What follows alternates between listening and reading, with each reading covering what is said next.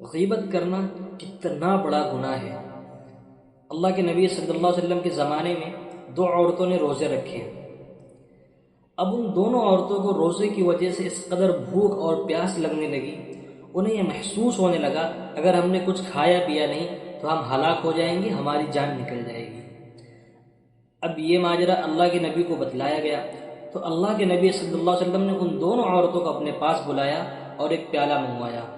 تو جب وہ دونوں عورتیں اللہ کے نبی کی خدمت میں حاضر ہوئیں تو ان دونوں عورتوں نے کہا، یا نبی اللہ، یا رسول اللہ، ہم روزہ ہیں اور ہمیں اس قدر بھوک اور پیاس لگ رہی ہے، ہمیں اب یہ محسوس ہو رہا ہے کہ اگر ہم نے کچھ کھایا پیا نہیں تو ہماری جان نکل جائے گی، ہمیں موت آ جائے گی۔ تو اللہ کے نبی صلی اللہ علیہ وسلم نے ان دونوں عورتوں سے کہا، آپ دونوں اس میں قے کریے، یعنی الٹی کریے۔ تو جب ان دونوں عورتوں نے اس میں قے کیا تو ان کے قے کے اندر گوشت کے لوتھڑے اور خون نکل رہے تھے۔ سارا مجمع حیران، یہ کیا ہو رہا ہے؟ تو اللہ کے نبی نے ارشاد فرمایا، یہ دونوں عورتیں روزہ ہیں، روزہ رکھ کر اپنے کسی مسلمان بھائی کی غیبت کر رہی تھیں۔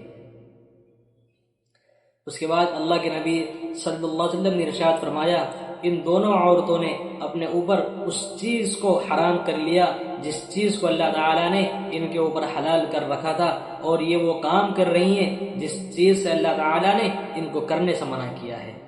اللہ تعالیٰ قرآن شریف میں ارشاد فرماتے ہیں، وَلَا يَغْتَبْ بَعْضُكُمْ بَعْضًا أَيُحِبُّ أَحَدُكُمْ أَن يَأْكُلَ لَحْمَ أَخِيهِ مَيْتًا فَكَرِهْتُمُوهُ، کیا تم میں کوئی ایسا ہے جو اس بات کو پسند کرے کہ اپنے کسی مردہ بھائی کا گوشت کھائے، یعنی غیبت کرنا۔ اگر کوئی انسان غیبت کرتا ہے تو گویا وہ ایسا ہی ہے جیسا اپنے کسی مردہ بھائی کا گوشت کھا رہا ہو۔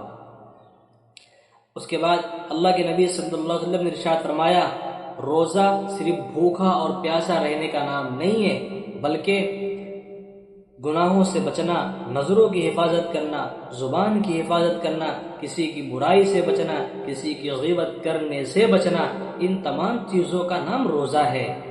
روزہ صرف بھوکا پیاسا رہنے کا نہیں، بلکہ اصل روزہ جو ہے وہ تقویٰ ہے، تقویٰ اختیار کرنا چاہیے۔